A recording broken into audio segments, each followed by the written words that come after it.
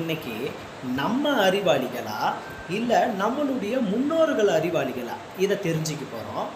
பார்த்தீங்கன்னாக்கா முதல்ல சட்டத்தை பற்றி பேசுவோம்.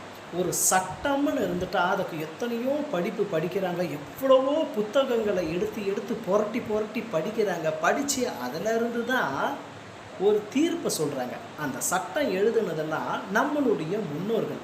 இந்த முன்னோர்கள் ஆண்டு அனுபவிச்சு நல்லது கெட்டது, இது சரி இது தப்பு, இது எந்த நோக்கத்தில் போகுதுன்னு அத்தனையும் தெரிஞ்சு எழுதி வைத்தது தான் இந்த சட்ட புத்தகம். இன்றைக்கும் அதை தானே பின்பற்றி வரோம். இது காலங்காலமாக நடந்துக்கிட்டு வர ஒன்று தானே. இதில் அறிவாளி நம்மளாம் நம்மளுடைய முன்னோர்களா? அடுத்தது குரான் ஆகட்டும், பைபிள் ஆகட்டும், பகவத்கீதை ஆகட்டும், இதெல்லாம் இன்றைய காலம் முழுக்கும் ஒரு நம்பிக்கையின் அடிபாட்டில் பின்பற்றி வராங்க.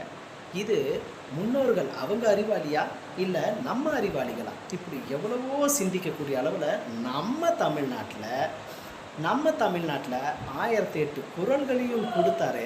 அதை இன்றைக்கும் பின்பற்றி வரோமே. ஒவ்வொன்றுக்கும் அர்த்தம் கண்டுபிடிச்சி அவங்க அறிவாளியா, அந்த முன்னோர்கள் அறிவாளியா இல்லை நம்ம அறிவாளிகளா? அறிவை வளர்க்கணும். அந்த அறிவு கடைசி வரைக்கும் ஒருத்தருக்கு பயனுள்ளதாக இருக்கணும். ஏதோ படிக்கிறோம், மூடத்தனமான படிப்பை படிச்சுட்டோன்ட்டு அறக்குறையான ஒரு படிப்புலேயும் அறக்குறையான செயலில் ஈடுபட்டு இதுதான் சரி அப்படின்ற அளவுக்கு இப்போ நாடு போகுது. அதெல்லாம் குறைத்து எது சரி தப்புன்னு உணர்கிற நிலைமையில் எல்லோரும் இருக்கிறோம். ஆனால் தப்பை சரிப்படுத்தி வாழ இப்போலாம் ஆசைப்படுறீங்களே, அதை தான் தப்புன்னு சொல்லக்கூடியதாக இருக்குது. முன்னோர்கள் என்றைக்கும் அறிவாளி தான். அவங்க புகுத்தி வச்ச அறிவு என்றைக்கும் தவறு இல்லை, வீண் போகாது. அதையே பின்பற்றலாம். நல்லது அத்தனையும். கெடுதலை சிலர் கொடுத்துட்டு போயிருக்கிறாங்கனாக்கா அது அறிவு கட்டவங்க கொடுத்தது.